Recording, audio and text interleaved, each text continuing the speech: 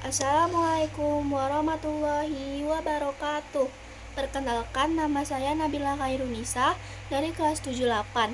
Saya di sini akan mempresentasikan tugas prakarya yaitu tentang pengolahan sayuran menjadi produk non-pangan.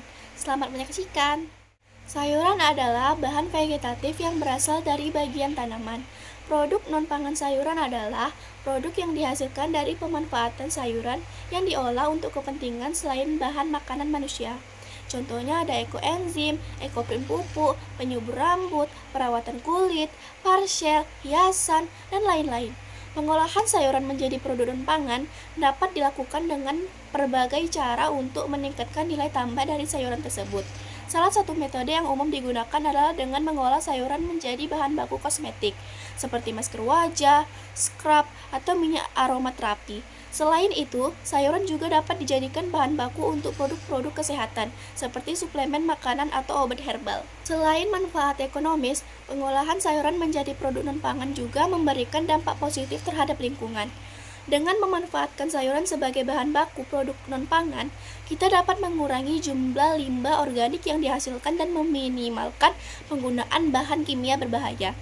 Hal ini sejalan dengan tren konsumen yang semakin peduli terhadap keberlanjutan lingkungan. Dengan semakin berkembangnya kesadaran akan pentingnya menjaga lingkungan dan kesehatan, pengolahan sayuran menjadi produk non-pangan dapat menjadi peluang bisnis yang menjanjikan. Melalui inovasi dan kreativitas dalam pengolahan sayuran, kita dapat menciptakan produk-produk yang tidak hanya bermanfaat bagi kesehatan dan kecantikan, tetapi juga ramah lingkungan. Jenis produk non-pangan dari sayuran ada beberapa, yaitu 1. Penyubur rambut, 2. Masker wajah, 3. Ekoenzim, 4. Ekoprin, 5. Kompor. Penyubur rambut dari seledri.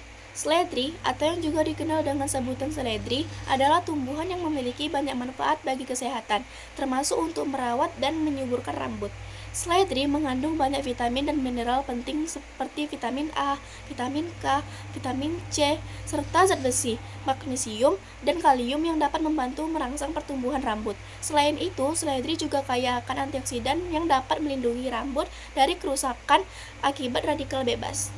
Salah satu cara untuk menggunakan seledri sebagai penyubur rambut adalah dengan membuat masker rambut alami. Anda dapat mencampurkan jus seledri dengan minyak kelapa atau minyak zaitun. Kemudian aplikasikan campuran ini ke rambut dan kulit kepala selama beberapa jam sebelum dibilas dengan air bersih. Rutin menggunakan masker rambut dari seledri secara teratur dapat membantu menguatkan akar rambut dan menyuburkan rambut yang kusam dan rapuh. Jadi, jangan ragu untuk mencoba menggunakan seledri sebagai salah satu bahan alami untuk merawat rambut Anda.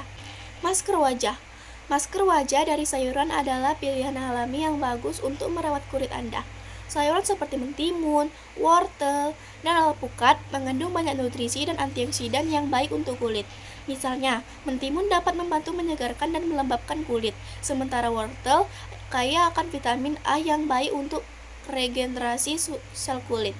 Tomat mengandung likopen yang dapat membantu melindungi kulit dari kerusakan akibat sinar matahari, dan alpukat memberikan kelembapan dan nutrisi ekstra.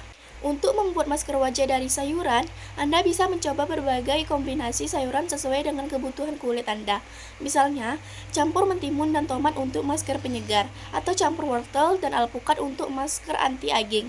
Hal terpenting adalah memastikan sayuran yang digunakan segar dan bersih, serta sesuaikan dengan jenis kulit Anda. Dengan menggunakan masker wajah dari sayuran secara teratur, Anda dapat memberikan nutrisi alami pada kulit Anda dan merawatnya secara alami. Ekoenzim. Ekoenzim adalah jenis enzim yang terbuat dari bahan-bahan alami seperti buah-buahan, sayuran, dan gula. Enzim ini umumnya digunakan sebagai bahan pembersih multiguna yang ramah lingkungan. Ekoenzim memiliki banyak manfaat, antara lain sebagai pembersih yang efektif untuk membersihkan noda, menghilangkan bau tidak sedap, dan juga dapat digunakan sebagai pupuk organik untuk tanaman. Selain manfaatnya yang ramah lingkungan, ekoenzim juga membantu dalam mengurangi limbah bahan kimia berbahaya yang dikeluarkan ke lingkungan. Dengan menggunakan ekoenzim sebagai pengganti produk pembersih kimia konvensional, kita dapat berkontribusi dalam menjaga kelestarian lingkungan dan kesehatan manusia. Penggunaan ekoenzim juga dapat membantu mengurangi dampak negatif polusi udara dan air yang dihasilkan oleh bahan kimia sintetis. Dengan demikian, ekoenzim merupakan alternatif yang ramah lingkungan dan berkelanjutan untuk kebutuhan pembersihan sehari-hari. Ekoprint. Ekoprint adalah salah satu teknik pencetakan tekstil yang ramah lingkungan. Teknik ini melibatkan penggunaan bahan-bahan alami seperti daun, bunga, dan kulit untuk mencetak corak pada kain. Proses ini melibatkan proses pewarnaan alami dari tumbuhan yang memberikan warna dan corak unik pada tekstil. Ekoprint tidak hanya ramah lingkungan karena menggunakan bahan-bahan organik, tetapi juga menciptakan hasil akhir yang indah dan berbeda dari teknik pencetakan tekstil konvensional. Dalam proses ekoprint, bahan-bahan alami seperti daun dan bunga diletakkan di atas kain, kemudian digulung dan direbus dalam larutan pewarna alami. Proses pencetakan ini menghasilkan motif alami yang disebabkan oleh pigmen dari tumbuhan yang meresap ke dalam serat kain. Hasil akhir dari ekoprint seringkali memiliki sentuhan artistik dan keunikan yang tidak dapat dicapai dengan metode pencetakan tekstil lainnya. Selain itu, penggunaan bahan-bahan alami dapat dalam ekoprint juga mempromosikan kesadaran lingkungan dan keberlanjutan dalam industri tekstil. Kompos sayuran. Kompos sayuran adalah proses penguraian bahan organik dari sayuran menjadi pupuk alami yang kaya akan unsur hara. Proses ini melibatkan mikroorganisme seperti bakteri dan cacing tanah yang bekerja untuk mengurai bahan organik menjadi humus yang bergizi tinggi. Dengan membuat kompos sayuran, Anda dapat mengurangi jumlah sampah organik yang masuk ke tempat pembuangan akhir dan sekaligus menciptakan pupuk alami yang ramah lingkungan. Untuk membuat kompos sayuran, Anda dapat menggunakan sisa-sisa sayuran yang tidak terpakai, seperti kulit, daun, atau batang sayuran. Pastikan untuk tidak menggunakan sayuran yang telah terkontaminasi dengan pestisida atau bahan kimia lainnya. Campurkan bahan-bahan organik tersebut dengan bahan lain seperti serbuk gergaji atau daun kering untuk menjaga keseimbangan kadar air dalam kompos. Dalam beberapa minggu hingga bulan, kompos sayuran akan menjadi matang dan siap digunakan sebagai pupuk-pupuk untuk tanaman Anda. Dengan melakukan praktik ini, Anda tidak hanya mendukung lingkungan tapi juga menghasilkan pupuk organik berkualitas tinggi untuk kebun Anda. Minyak wangi. Minyak wangi dari sayuran adalah alternatif yang populer untuk parfum tradisional yang seringkali mengandung bahan kimia berbahaya. Minyak wangi dari sayuran dapat dibuat dengan menggunakan bahan-bahan alami seperti bunga, buah, rempah-rempah, dan tanaman lainnya. Proses ekstraksi minyak wangi dari sayuran biasanya melibatkan penyulingan atau perendaman bahan-bahan tersebut untuk mengeluarkan aroma alami yang harum.